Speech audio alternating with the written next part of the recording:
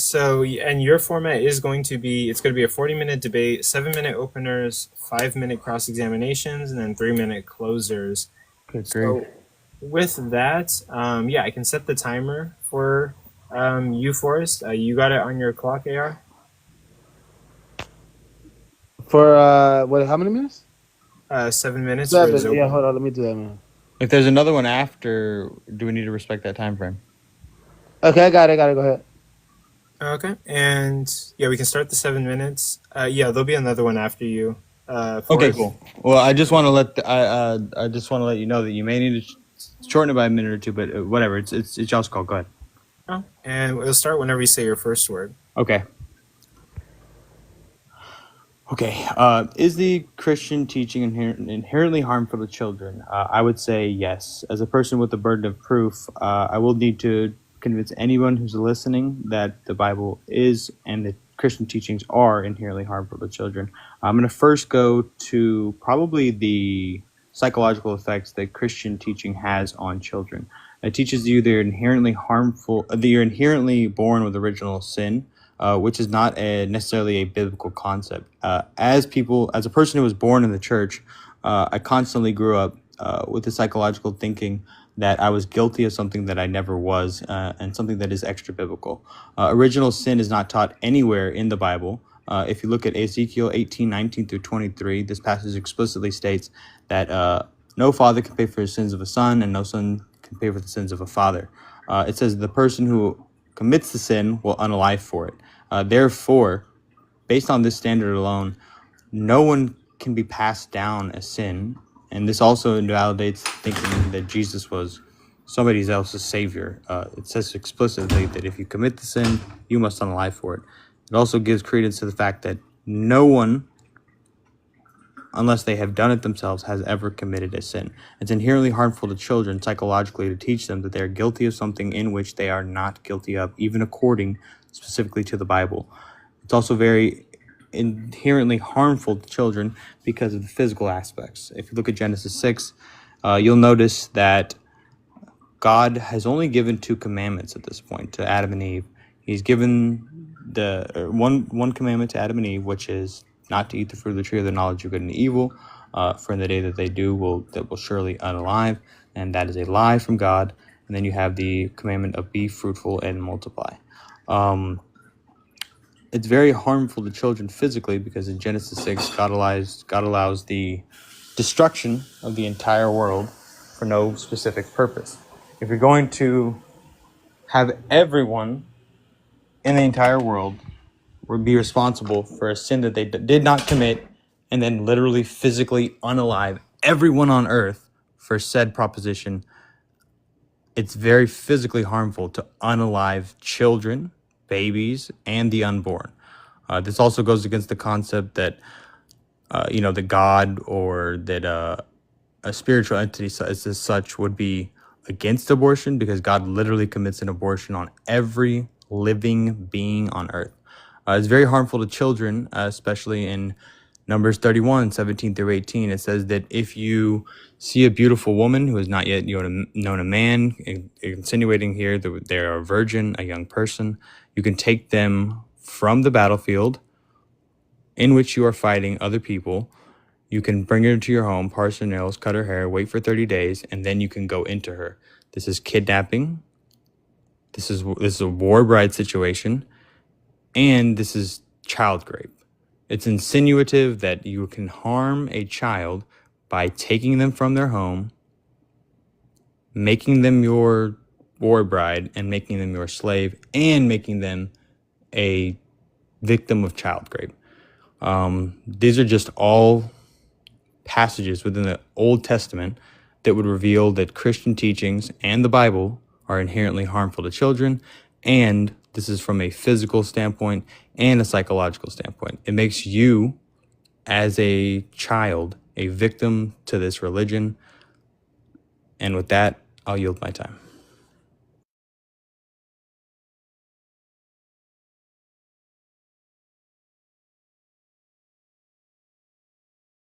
Sorry, my bad. I accidentally muted him. I didn't mean to do that. It's all good. I'm trying to think of other things, but I think during my cross exam, after she's talking, I'm gonna find some more key points. Okay, perfect. And then we're gonna move on to Wisdom's 7-minute opener. Do you got that on your clock, AR?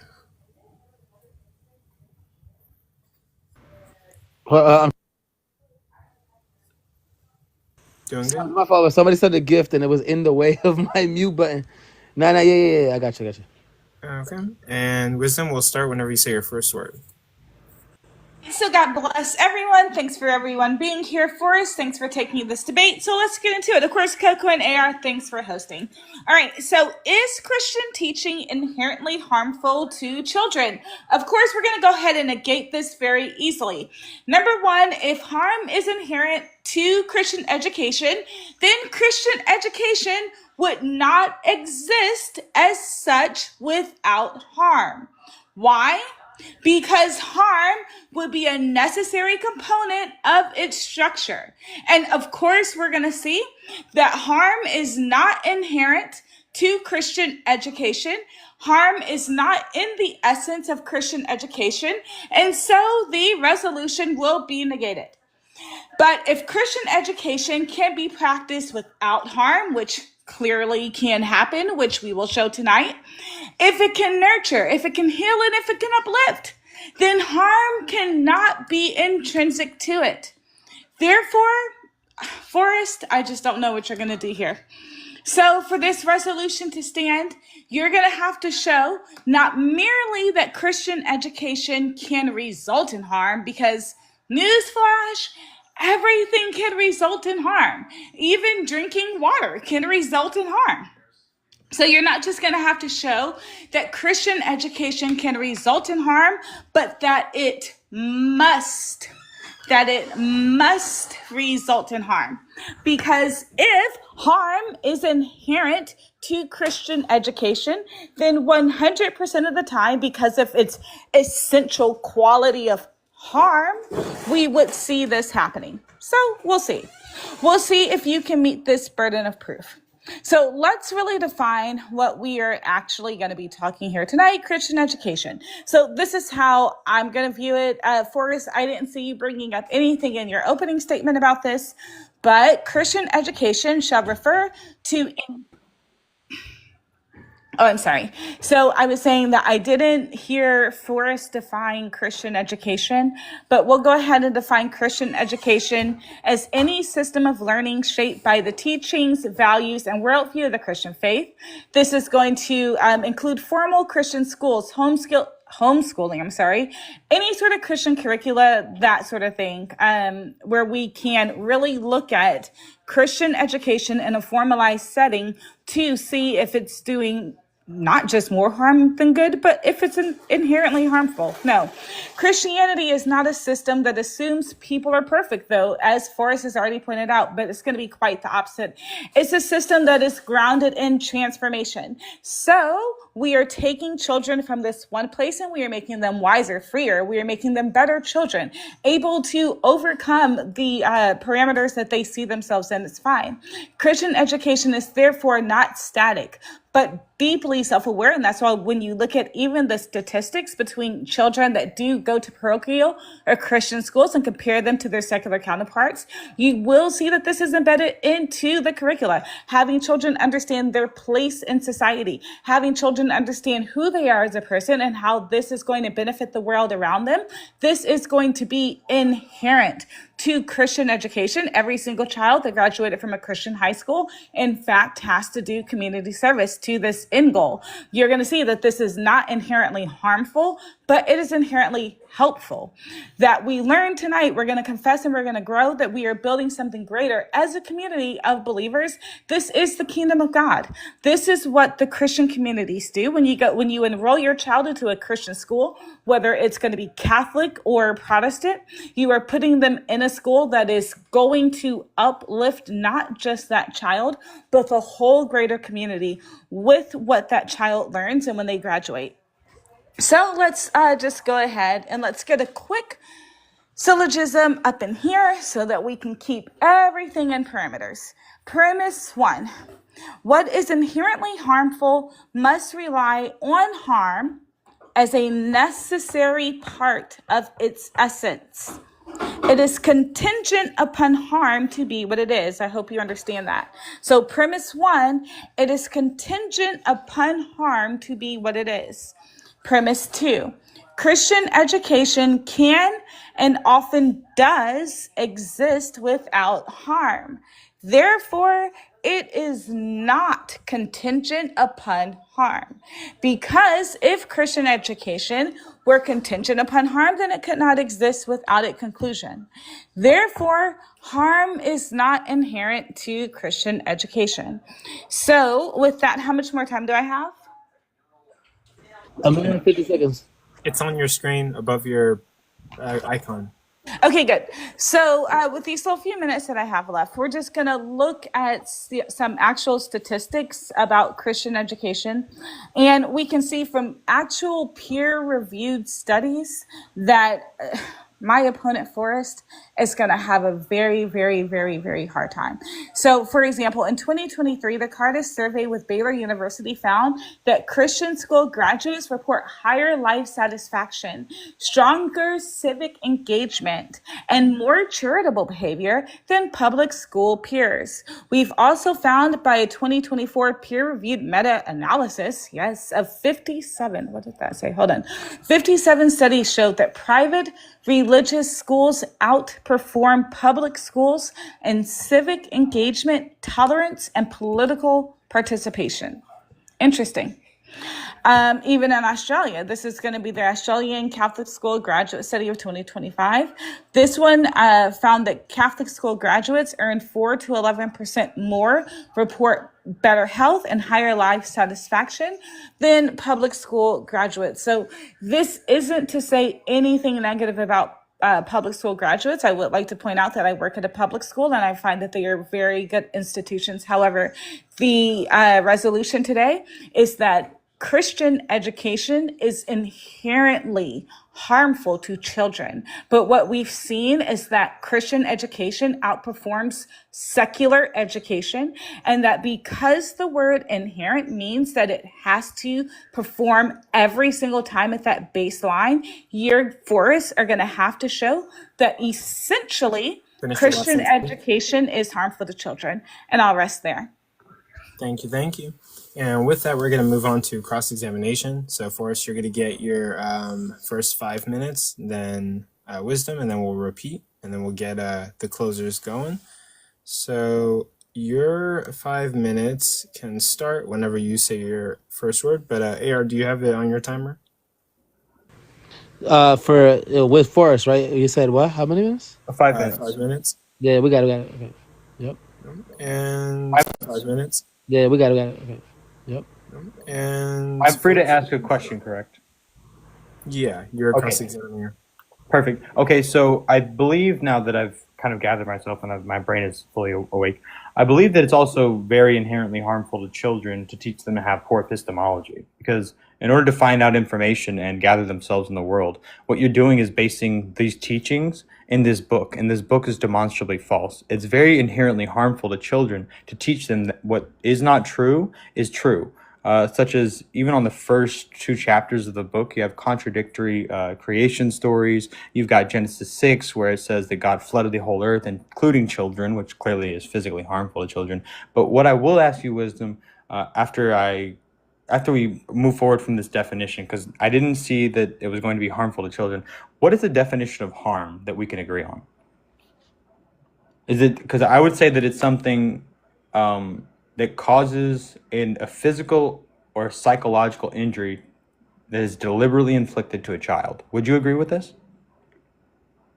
Wait, say that one more time. Yeah. So this is just my personal definition. This is not the dictionary definition. I want to be able to move forward from like a amicable standpoint here. What the definition of harm is a good definition, something that physically or psychologically injures a child and that is deliberate. Would be a good representation of the word harm? That would be a good representation of the word harm. Fantastic. Do you believe that it is psychologically harmful to a child to teach them that facts are irrelevant in the real world?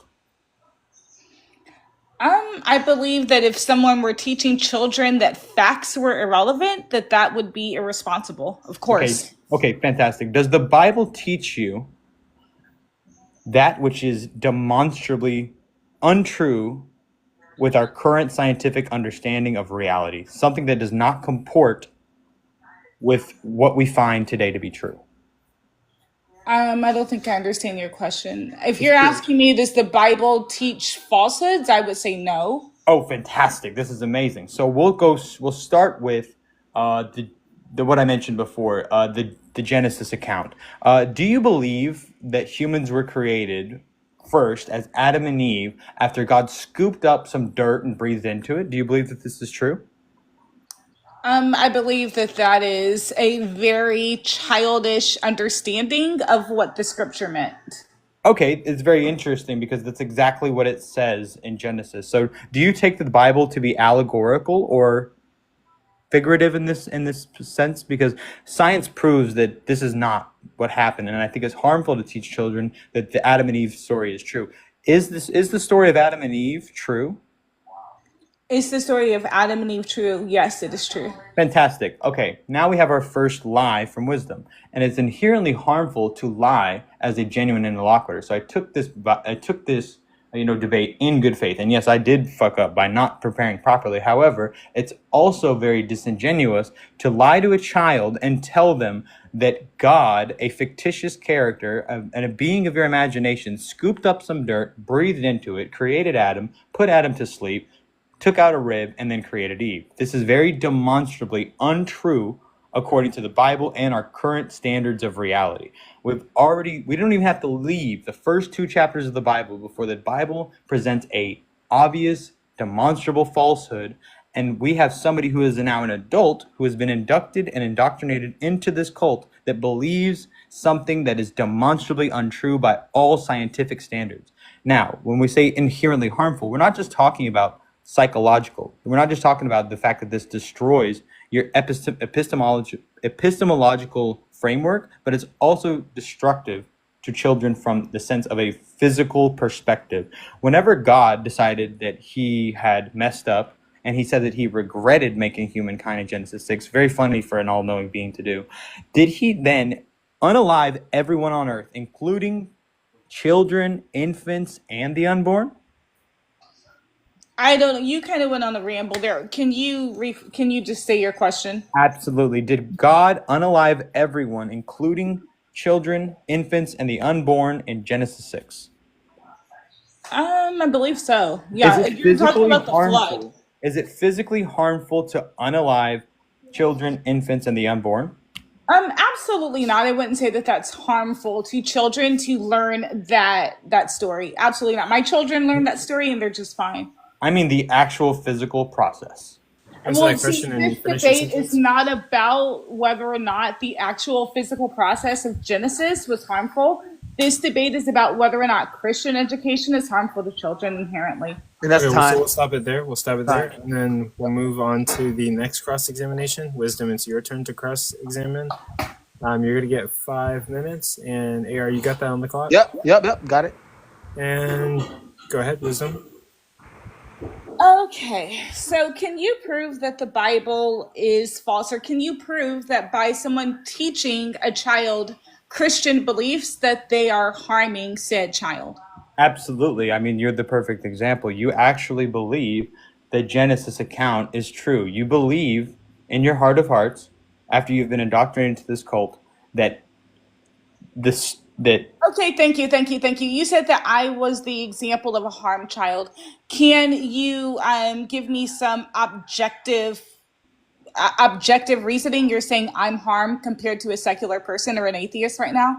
yeah, you have been harmed. You have been psychologically harmed. Can Because you show actual objective proof of this, or is this just your opinion? Yeah, well, you yourself stated that you believe that Adam and Eve were the first human beings on earth, and you have been taught something that is demonstrably And false. can you show that that is harmful in any sort of real objective way? Yeah, your epistemological framework has been harmed. You have been psychologically harmed by this book. You have been indoctrinated. Okay, thank you. Can you define the word inherent?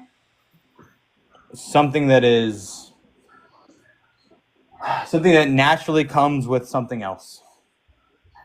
Inherent is something. Would you agree that in order for something to be inherent to it, it must be intrinsic or essential? Yeah, it is essential to believe that the Genesis account. Okay, hold on. Stop. So because you just said that in order for something to be inherent, it must be essential. So then harm must be essential to Christian education, correct? Yes, and you are the Okay, perfect thank you. example. So are there any cases where Christian education is beneficial to the child? I can't think of one. Okay, so according to the studies that I showed you that were peer reviewed, You didn't show me anything, man. Okay, so then I read them to you. Did you remember them? I Yeah, can the read them. Baylor. I looked it up. Okay, so Carter Baylor. here, for the sake of time. So the first one here is going to be from the Cardis Education Survey. This is with Baylor University of last year.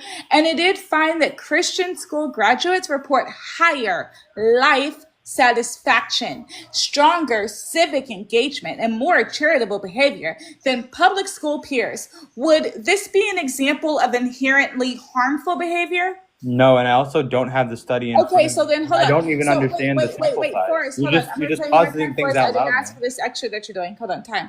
So now, because we have shown in 2023 and 2024, when you're peer reviewed, right? This is a peer-reviewed survey that shows that Christian education was helpful. So now don't you have a P and not P if you're going to say that Christian education is inherently harmful? How could that be without creating a contradiction? Yeah, that's your burden of proof, and I don't have No, any. it's not my burden of proof. You have the burden of proof as the affirmative. I am the negation. I've already negated the resolution with this one survey that you have absolutely no response to. It is your burden of proof as the affirmative to uphold the resolution, and already the resolution has been negated. Oh, do you want me to respond? Yeah, go ahead. Yeah, I don't have the physical the survey in front of me. I don't understand the sample size. You don't know who ran the survey. I do know the Cardis Education Survey with Baylor. Could you give me like a like EID or something that I can look this up, because this is just an empty claim. Hold on. Do you know who Baylor University is? Yeah, I understand that. I live in Texas. Actually, I've been to Waco plenty of times. And okay. What does this have to do with the topic? It's irrelevant. What does it have? Okay, because the topic is Christian education or is Christian teaching inherently harmful to children? Yeah, these are graduates. And according to this peer-reviewed survey, it found that Christian school graduates, this means that children who came through Christian schools and graduated those Christian schools, reported a higher life satisfaction in relation to their public school peers. Okay, I'm still looking for this study. Okay, so then if it is the case that this study is accurate or that this study is valid, then how do you uphold the resolution? I don't affirm that it does.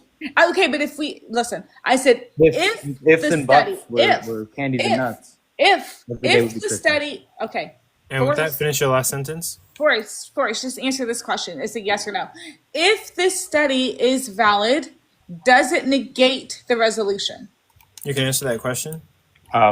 I prefer not to answer because I don't have any information on it.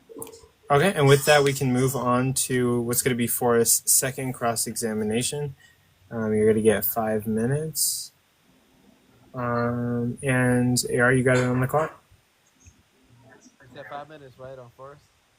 And yep, you can go ahead, Forrest. Yeah, so right back to my point that I was ending up on. I mean, there's no way to dodge this point. The question is Christian teaching inherently harmful to children? What's taught in Genesis 6 is that every single person on earth, including, guess who, children, infants, and the unborn, were unalive by your God. In Genesis 6, for actions that they did not commit. Do you believe that the worldwide flood happened, Wisdom? Of course, I believe that the worldwide flood happened. Fantastic. This is also demonstrably untrue. There is not, and this is another further point, not only for the physical harm within the Bible, but the psychological harm outside of the Bible that has occurred to wisdom in particular. You have people who believe that not only that the Adam and Eve story which happened, which is not true by all scientific standards, but also that the flood story happened, which is not true. It says that the flood happened where there were the flood for 371 days where Noah was on the boat and had 6.6 million species on the boat, every two of every kind. This is demonstrably untrue. It shows that the psychological harm that happens to children as they are in these schools and in these churches happens. You have a psychological standpoint, which is you are believing something that is not true, Adam and Eve. And another thing, the global flood. It is literally impossible. There is not enough water underneath the Earth's surface, on the Earth's surface, or in the Earth's atmosphere to support a worldwide flood 23 feet over the highest peak. Let's go to the effects of the flood. It unalived children, infants, and the unborn. This is inherently harmful to children because it physically unalives them. This point alone proves that Christian teaching is inherently harmful to children because in Genesis 6, God decided to unalive every single child on earth. Is this true or is this false, Wisdom? Okay, I'm just confused because what you're arguing is what happened in the Bible. You're basically turning this debate into a moral argument for why God did what he did. This is not the purpose of... I just need a yes or no. I don't even know what your question is because you keep going on 30 minutes. Unalive every child on earth in Genesis 6? Yes or no? Did God unalive every child? No. Oh, so the flood did happen or didn't happen? The flood did happen. There were people still alive. Was every child on earth destroyed during that flood? No. This is a dishonest and disingenuous interlocutor. You should lose just based on this contradiction alone. You have already admitted that you believe that the worldwide flood happened. It says particularly in Genesis 6 that it was only Noah and his family. There were adults. Every child on earth was harmed. This is showing the psychological effects that it has on children, such as you, that it literally takes away your ability to be honest. You're lying about what the Bible says now. You believe that the worldwide flood happened, and now you're lying about what happened in Genesis 6. In Genesis 6, God unalived every single person on earth except for 6. All of those people, including children, infants, and the unborn. This is inherently harmful. These teachings where you have to lie about what the Bible says, and the Bible is clearly a Christian teaching because it's the doctrine that you all base your entire belief system on.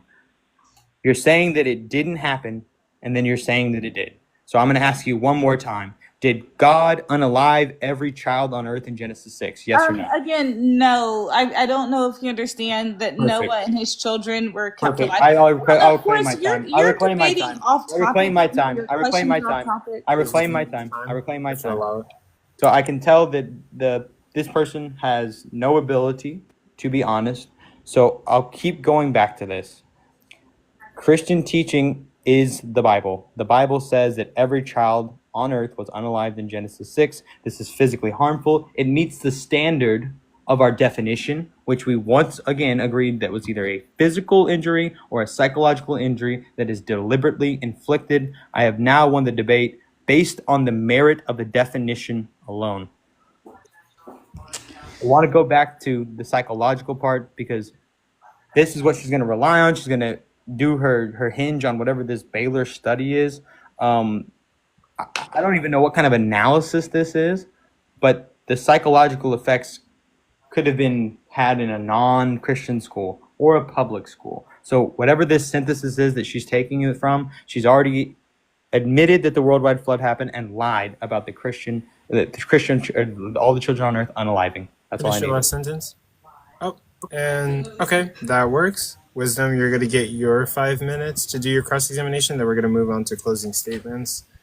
I'm ready. Yep. And go ahead, Wisdom. All right.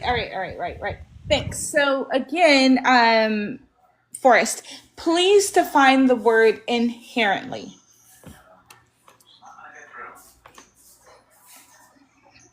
Forrest. I mean, you already did.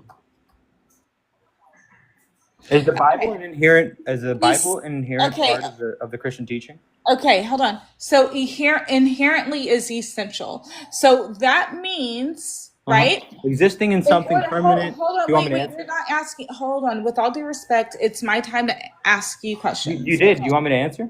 No, you answered. Now, hold on, Forrest. I didn't answer. Forrest. In order for something to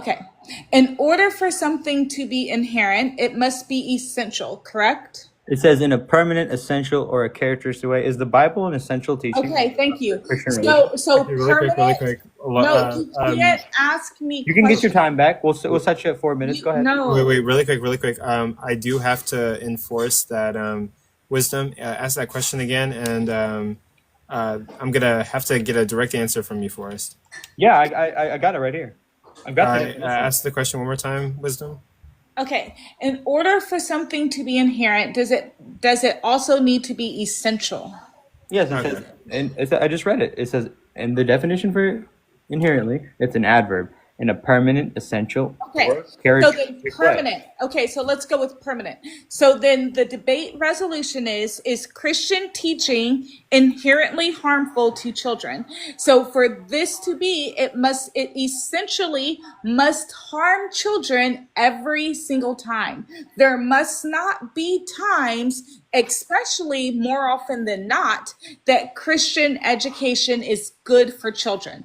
For you to uphold this resolution, you must show that Christian education is always harmful to children, and that has not been established today. So I will ask you again regarding the survey, if we can show peer-reviewed statistics where Christian education or Christian teaching enhances a child's quality of life, does that not negate the resolution? No, because it can still be harmful to certain children. Hold on. So it can be harmful to certain children. Can public school education be harmful to certain children? Yes, and that's the debate topic. Okay, hold on. Yes, public school can sometimes be harmful. Is public school inherently harmful?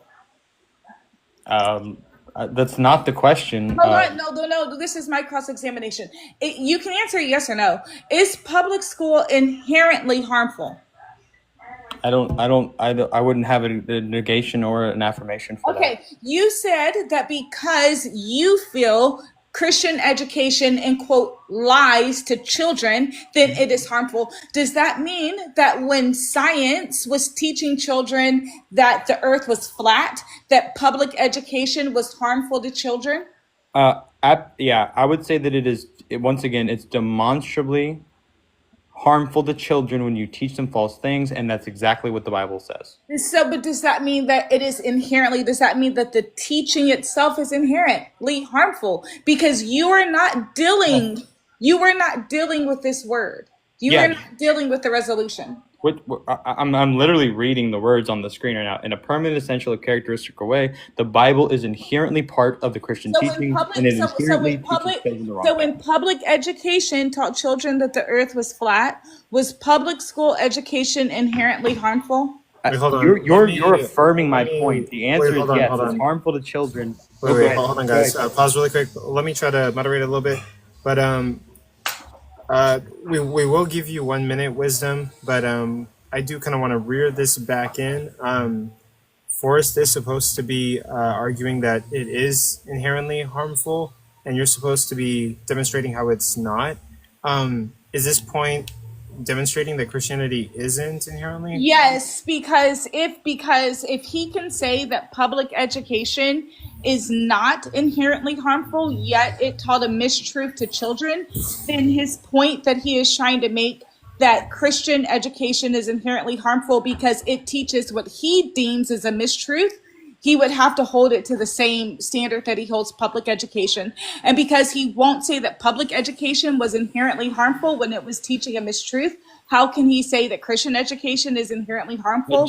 simply because it teaches what he calls as a mistruth, and he can't even prove that it's a mistruth. Okay, I can't we're gonna prove that give. the Earth isn't flat.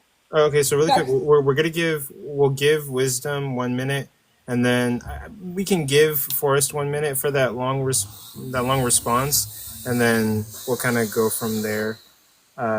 So here, let me see. I'll give you like 1 minute, and then Forrest will get like a minute cross examination to sort of even it out. That's cool. Okay, so Forrest, have public schools ever taught children things that have later been amended? You mean like the last, recently? like, since the founding of the country? Yeah, in the last 200 years. Yeah, I'm sure that science has advanced in the last 240 odd years.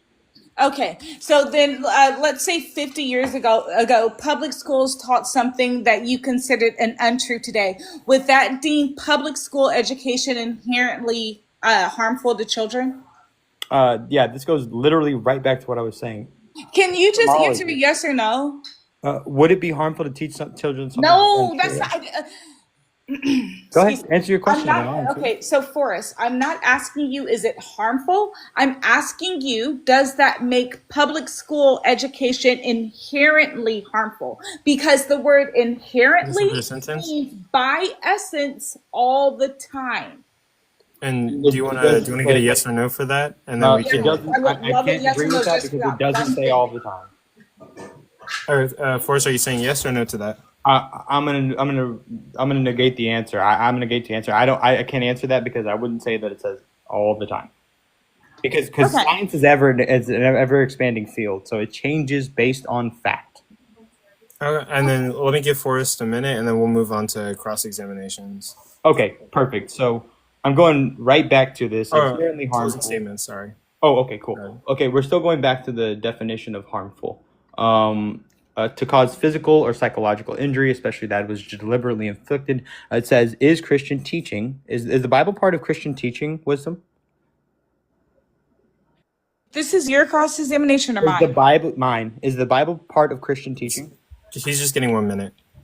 Is the Bible part of Christian teaching? Of course it is. Okay, perfect. In the Bible, that's all I need. Reclaiming my time. Reclaiming my time. Reclaiming my time. Excuse me. Reclaiming my time. It Reclaiming my depends on time. what school you Reclaiming go my to. time. Reclaiming my time. Sure, fine. It doesn't matter. Perfect. I got 30 seconds. So the Bible is inherently part of Christian teaching, as she has already alluded to. Genesis 6 says that every single child, infant, and unborn was destroyed in the flood. So even by your own doctrines, the Bible teaches that it is perfectly acceptable to harm all children on earth and completely destroy them. We can go to our closing statements. Yeah, we can finish off our closing statements. 3 minutes. For we get the first one. So putting 3 minutes on the clock. AR, you got it? I go first, sorry? Or wisdom? You go first, Forrest. Okay, I'm at permission. Yeah, Okay. yeah. Oh yeah, and you can start. Go. Okay. The topic here is Christian teaching inherently harmful to children? The Bible is part of Christian teaching. Inherently does mean essentially. It is essential to understand that the Bible is the most important framework for Christian teaching, and it is harmful to children by every standard of the definition in which we agreed. It is a physical or psychological injury that is especially inflicted physical injury or psychological injury, especially that which is deliberately inflicted. God deliberately inflicts harm upon children in Genesis 6, which wisdom actually believes happened. It is also psychologically harmful to a child to teach them that facts do not matter, and that's what the Bible does. It does away with science. It does away with the ability to think that you're enough. We're all taught that we have original sin. This is extra biblical. This is not true. It inherently is a psychological harm to children to teach them that which is not true. We have a grown woman right here who believes that Adam and Eve were the first people on earth. This is demonstrably false. Many Christians believe that the earth is flat. Many Christians believe that there was a worldwide flood in which, once again, all the children were destroyed. All of these things are scientifically proven to be untrue. It's harmful to children to teach them that facts don't matter, that the way that you find your information, your epistemology doesn't matter. It's harmful to children to do this to them, to indoctrinate them into this cult, to act like it's okay to destroy everybody with an arbitrary sense, just as God did in Genesis 6 when he unalived every child on earth. So I think that I met my burden of proof here, and the fact that you hinged your entire argument on some random irrelevant survey about people that have already graduated, people that are now adults. The child part, the harmful part, the inherent part, and the Christian teaching part, the Bible, have all been met. If you're a genuine listener, I apologize if it seemed a little choppy. I'll do a better job of not falling asleep next time. But please remember, the thing that says under host is Christian teaching inherently harmful to children? And the answer is yes, both physically and psychologically. You can demonstrate this in and outside of the Bible. And with that, I'll yield my time. We're going to end it there. And then Wisdom, you're going to get your 3 minutes. And then after that, we're going to start the poll. And the judges are going to finish up their scores. And we'll get comments, questions, and concerns after that. So Wisdom, you get 3 minutes. And you can start. Righty. So here's the deal. Forrest keeps running to this claim that the Bible is harmful because it contains things that he personally finds offensive. Forrest, this is low-hanging fruit. This is not even what the debate is about. You haven't even brought forth any scholarly sources yet to interpret these passages. You just keep asserting that because you feel that they are bad, that it is inherently harmful to teach children about the Bible. But this is not a fair standard. This is your personal opinion masquerading as fact. It is not right. You keep insisting that God caused harm in the Bible, but even if we granted this point for this argument's sake tonight, it has little to do with the resolution. Forrest, what we are debating is whether or not Christian teachings or Christian education is inherently harmful to children, not whether the divine judgment that happened is good or bad. That is a completely different debate that we would need to have on a completely different date. Okay. So in contrast, I've shown you tonight that Christian education, that Christian teachings really often form children into morally responsible children. Okay. Or adults. We've looked at multiple studies that go along with this understanding. We've shown through the studies tonight that Christian education actually is helpful. It is not inherently bad. Even Forrest himself said that in order for something to be inherently bad, it has to be bad at its essence. So that means that every single time Christian education comes up, there would be problems. He then tried to pivot and say, well, because the Bible teaches lies and we're teaching children lies, that this is what is harmful. This is what makes Christian education inherently harmful. Okay, 2 things here. Number 1, you would have to prove that the Bible stories are lies because I take them as truth. But then secondly, again, if I granted him that these were falsities, even if I granted you that, Forrest, you would still have to compare that then to public education. And when I asked you, is public education inherently harmful because it also taught falsities, you just refused to even give an answer. But let's look at some of those falsities. Number 1, scientific racism and eugenics. It was taught in public schools that different races were biologically superior or inferior, depending on which race you were talking about. This was taught in textbooks well into the 20th century. We were also taught segregation in schools. Remember the phrase separate but equal. In fact, busing even went all the way up into the 1990s. Brown versus education, 1950s. These are things that literally have happened in maybe not like our lifetime, but within like our parents or our grandparents' lifetime, okay?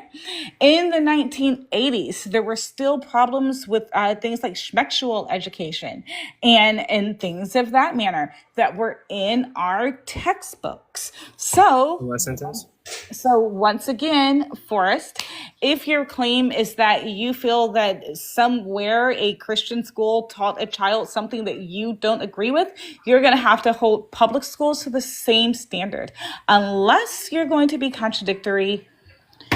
But what we've seen today is that he doesn't uphold the resolution. The resolution is negated. We're running a little bit long, but try to finish it. My bad. That's it. Have a good night.